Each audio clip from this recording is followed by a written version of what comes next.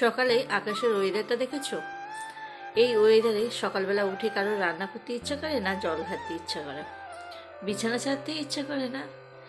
এখন কটা বাজে? ওই 6:10-15 মতন বাজে।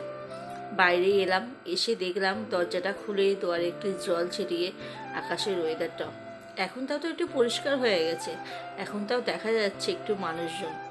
আর যখন ঘুম থেকে উঠেছিলাম তখন না কাউকে দেখা যাচ্ছিল না, কিছুই দেখা যাচ্ছিল না, এমন হয়েছে।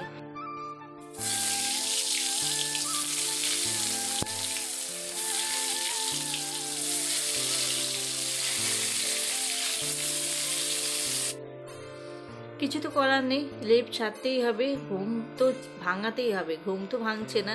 শীতের বেলা একটু যদি লেট হয়ে যায় না, ঘুম থেকে দেরি করে উঠতে, সারা দিনটা কিন্তু লেট হয়ে যাবে।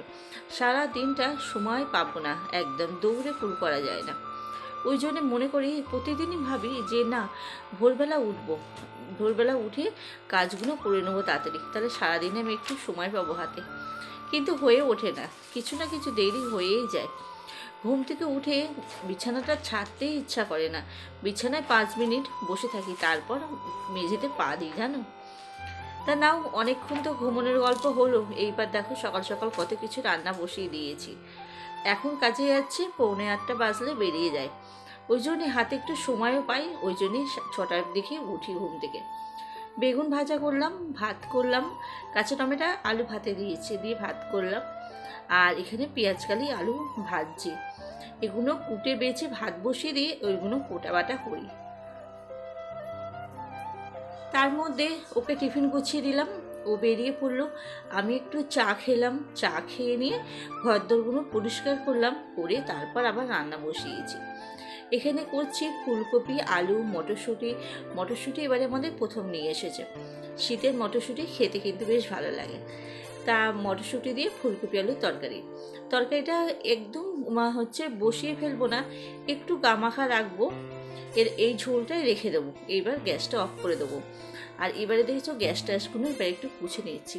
সকালবেলা রান্না করার পর গ্যাসটাকে পুরো পুছে মেজে নিয়েছি, কারণ এটা হয়ে গেছিলো তো, চা খাবো, ওই জন্যে ভালো করে পুছে নিয়েছি। রান্না করতে করতে কতটা বাসন দেখো এখানে বেরিয়েছি। বাসনগুলো সব মেজে নিয়েছি। ওদিকে তরকারিটা কেটে বসাতে বসাতে আমার এদিকে টুকটুক করে বাসনগুলো মেজে নিলাম, কারণ সকালে তো বাসন মাজা হয়নি, অনেকটা বাসন জড়ো হয়ে গেছে।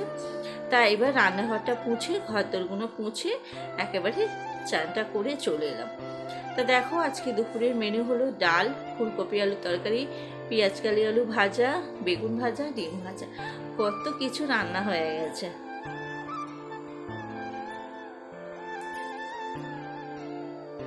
ভাতটা একটু ঠান্ডা হয়ে যায়, সকালবেলা রান্না করি তো, ওই জন্যে। তরকারিগুলো গরম থাকলে ভাতটা খেতে বেশ ভালো লাগে। একদম চলে এলাম সন্ধেবেলা। আজকে না শরীরটা একদম ভালো না, এক একদিন এরকম হয় জানো। কি হয়েছে নিজেই জানি না, নিজের কি হয়েছে। সকাল থেকে না মনটা ভালো না, মুডটাই ভালো নেই। আর মুড যদি ভালো না থাকে না, তাহলে না কাজ করার এনার্জিতে থাকে না, কাজ করতে ইচ্ছা করছে না। ছোট্ট ছোট্ট করে একটু একটু করে ভিডিও করলাম, ভাবলাম একটা দিন আবার গ্যাপ দেবো, একেই গ্যাপ করে যায়। তা যেইটুকুনি ভিডিও করেছি সেইটুকুনি তোমাদের সাথে শেয়ার করি, ওই জন্য একদম বন্ধ করলাম না। যা একটু একটু ভিডিও তুললাম সেইগুলোই তোমাদেরকে দেখালাম। এখন 5:30 বাজে, সন্ধে দিয়ে নিয়ে এখন টিভিতে একটা সিরিয়াল হয়, সেইটা দেখছি, জোড়াশালি বসে বসে দেখছি। আর এদিকে আটাটা মেখে নিলাম। তারপর ওটা শেষ হলো, ওই একটা সিরিয়াল দেখিছি, সিরিয়ালটা শেষ হলো, তারপর চলে এলাম রান্নাঘরে এসে রুটিটা করব। আজকে না জালতিতে রুটিটা ভাজিনি, আজকে চাটুতেই রুটিটা ভাজলাম। 2-3খানা করে দিয়ে চাটুতেই রুটিটা করে নিলাম। আগে আমার অনেকগুলো রুটি করা হয়ে গেছে, এক পাত্র রুটি করা হয়ে গেছে, আবার দ্বিতীয়বার রুটিটা করছি। প্রথমবার মেয়েকে ক্যামেরাটা আনতে বলবো, ভুলে গেছিলাম। আবার তারপরে মেয়েকে ডাকলাম যে মানা একটু ক্যামেরাটা ধরে দে, তো ক্যামেরা ফিট করা হয়নি, ফিট করলে আবার দেরি হয়ে যাবে। ওই জন্য বললাম তুই একটু ধরে দিয়ে আমি কটা রুটি করে নিই। আর রুটি তো সেরকম খাওয়া হয় না, ওই জন্য আটাও ছিল না ঘরে। আজকে বিকেলে বাবাকে দিয়ে এবার 1 কেজি আটা আনালাম। বললাম নিয়ে আসো তো। রাত্রিবেলা না এত পরিমাণে ঠান্ডা পড়েছে না, সন্ধ্যের পর থেকে না একবার যদি লেপের তলায় পা ঢোকাই আর বেরোতে ইচ্ছা করে না, আর কোনো কাজ করতে ইচ্ছা করে না। আর যেদিনকে কাজ থাকে সেদিনকে তো গায়ে চাদরটা পর্যন্ত দিতে পারি না। কাজ করলে গায়ে কিন্তু চাদরও দেওয়া যায় না।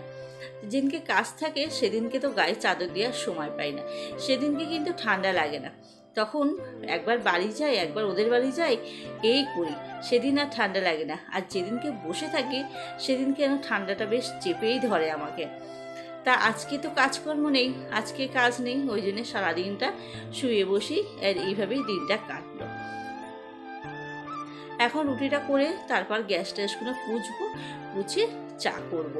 জানো তো রুটি করলে গ্যাস ট্যাসগুলো কীরকম নোংরা হয়, সেসব করে সব কাজকর্ম করে এখন ঘন্টা দুয়েক বাদে, এখন ওই 9টার মতন বাজে, এখন রাত্রিরে খাবার নিয়ে এসেছি। রসগোল্লা এনেছে তোমাদের দাদাভাই, কাছ থেকে বাড়ি আসার সময় রসগোল্লা আনলো।